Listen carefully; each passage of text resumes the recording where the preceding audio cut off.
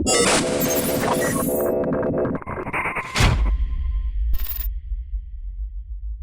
right, good morning everyone. John Meadows here with Eugene Teo, and we're in San Diego, California right now, putting together some content for you.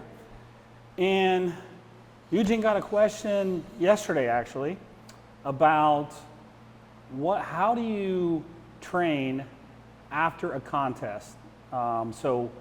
Maybe you don't compete, maybe after a hard dieting phase. So I've done videos before talking about how you should train in a dieting phase. So now we're going to talk about how you should train after a dieting phase. So with the assumption you're putting more calories back in, you've just been stressed. So Eugene, share your thoughts and we'll get it rolling. So I think it's a really interesting one where immediately post-contest or post-cutting or dieting phases, straight away the first thing most of us want to do is grow, put muscle tissue back on, or maybe you haven't lost it, you just want to grow again because you can put calories back up. And the first instinct will be to dive headfirst into hard training, heavy weights, maybe not heavy weights, but just intense training all over again, and jack calories up. Now, what we've got to understand is, as you just mentioned, a dieting phase or a contest phase is pretty stressful on the body. No matter who you are, it's going to end up creating some degree of stress within your body. Your body's actually not going to be in that optimal state to be growing.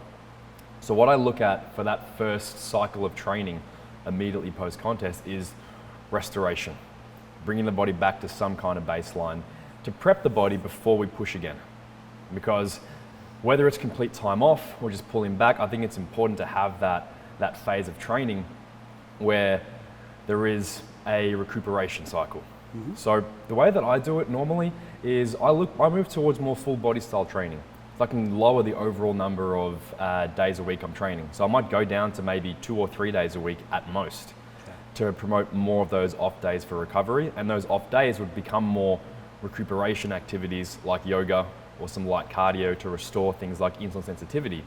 See, people always think, oh, because you're so lean and because you just dieted, you're going to be so insulin sensitive. And that's true. Like, you are going to be, assuming you haven't accumulated too much stress, but it's not just muscle tissue. It's also fat. Fat cells. So if you just start training, that's going to help a little bit, but your body is super, super sensitive all over. We've got to calm down as much of the stress response as we can to promote more sensitivity in that muscle tissue as opposed to the fat tissue. So that's where these kinds of phases become so important to promote that relaxation. And what actually normally happens in that cycle, I've found with most of my athletes and myself, is when you back off a little bit after that dieting phase, you actually end up getting leaner. Actually, I'm dropping a little bit of water, getting a little bit tighter. You fill out more and you're like, whoa, I should have done this before the shoot, before the summer, before whatever it was. Because it's interesting how the body works that way, where you start to remove those stresses and things actually becomes an extra dieting phase for you. But it's priming your body. It's priming everything up to then be able to absorb nutrients. So what I look at is dropping training sessions down, 2 or 3 sessions a week, full body work. I keep away from failure. So the thing that I love to do is I work with a density model. So what I like to do, for example, may be day 1, I might do something like a chin up for back or upper body, and I might do a front squat or any kind of squat leg press. And what I'll do is I'll alternate between the 2 exercises for as many rounds as I can handle within about 15 to 30 minutes. Gotcha. And that way I've got a cap on how much volume I'm going to accrue, but I can still push hard. I still want to train as hard as I can, but it's only going to be 15 hard minutes. And the way that I approach loading with that would be, I would work to a hard 8 on both exercises, and I'll only hit sets of 3 to 4. So sub-maximal. Set of 3 chin-ups, set of 3 squats, rest as long as I need to between each one, but I'm trying to get as many sets as I can in that time frame. So it's more on a timer. Yeah, it's on a timer. Okay. So that way you can still push yourself as hard as you can, but it's limited. So you know you're not going to accrue too much stress. You're going to maintain muscle mass, you're not going to drop any more size, you're going to promote that sensitivity, and you're still going to get that training drive without pushing limits too far. Gotcha. And it gives you enough to maintain without overtaxing the body. Because this point right now is not about pure growth, it's about setting up the stage to be able to grow in 3 or 4 weeks' time. Right. And the way I progress is each week, I might completely change the exercises just to add a variety. Or if I really want to progress because I want to beat the logbook, I'll just say, okay, I did 10 rounds last week in 15 minutes. I'm gonna try to get 11 rounds. I'm gonna try to get 12 rounds. I don't want to approach it with heavier loading because again, it's gonna be more neural stress potentially. And I want to limit as much of that as possible, again, for recuperation, for restoration, because in that cycle, it's all about recovery to prep the body for the next. I think the mistake people make when they look at recovery phases or recovery cycles is they just think it's going to be easy. It shouldn't be easy. It should still be a lot, very, very much taxing. So on top of that, you might throw in, if you really want to, a lagging body part, like extra arm work, extra calf work, some core work, some stretching, whatever it is that you feel like you need to work on. But that's how I set up the base program. Gotcha. Post-contest.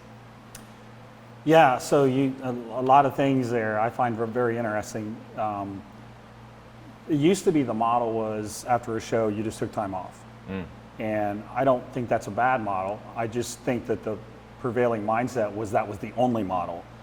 And now you have a lot of people focusing on this rebound phase to gain muscle.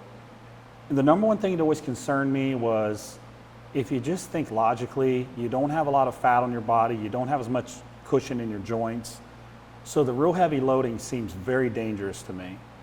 So the heavy loading for me, like having people work up to, 5, 6 reps, so they can barely get the 5th or 6th rep, something that we might do in another part of the year, seems to me like a bad idea post-contest. The other thing that I always thought of was, if somebody can go balls to the wall after a show, I question how hard they were really training leading up to the show. Yeah. Like if you were really training hard up to the show, when that show is over, you should want to slow down a little in terms of your intensity just to feel good again.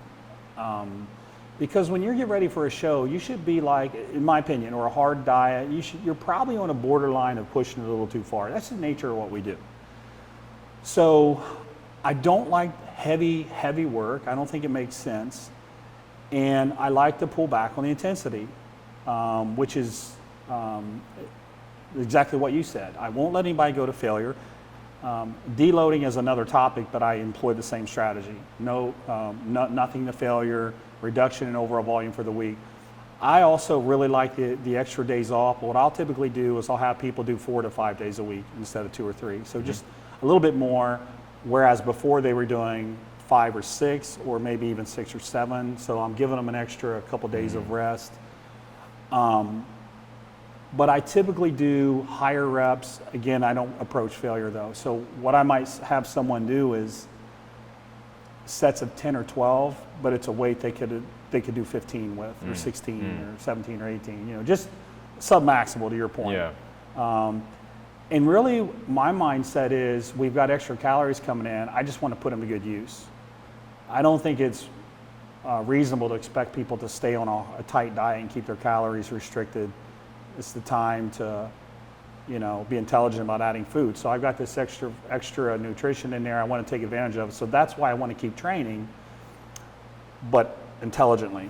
Yeah. So none of this crazy heavy stuff, none of this going to failure. And people generally respond really well to that. Now, I will also say that what I typically do is 4 weeks of that, and then I have them take their time off. Whereas the other model was take time off and then work back into training. So I typically do have people continue to train for 4 weeks. That's kind of my rule with people. It's like you're going to keep training 4 weeks, but eventually they're going to need like a break. And it's not just for physical restoration, it's for mental. It's like, look, get out of the gym. And so what happens when people are out of the gym for a couple weeks, they can't wait to get back in. They have mental rejuvenation. Like, I can't wait to go hard again. So I peel back the intensity, then keep them training, take advantage of the food, then have them take time off, and then physically they're restored, and then mentally they're restored, plus they got that extra volume in with the extra calories. I think kind of overall that's the system I like to use with most people.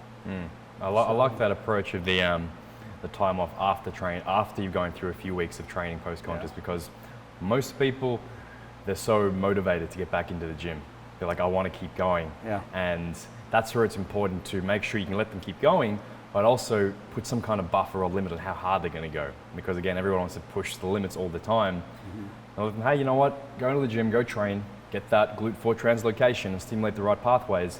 But you got to keep it sub-maximal, got to prevent recovery. And then after a few weeks, you start to really feel like, okay, I'm actually tired, I'm actually beat up. Yeah, I do need a break. Yeah. So there you go. There you go, guys. There's some food for thought for you from Eugene and myself. I hope you enjoyed the video. If you have any more questions related to post-contest or post-dieting phase training, let us know. Comment below, and we'll be happy to answer. So thanks for watching.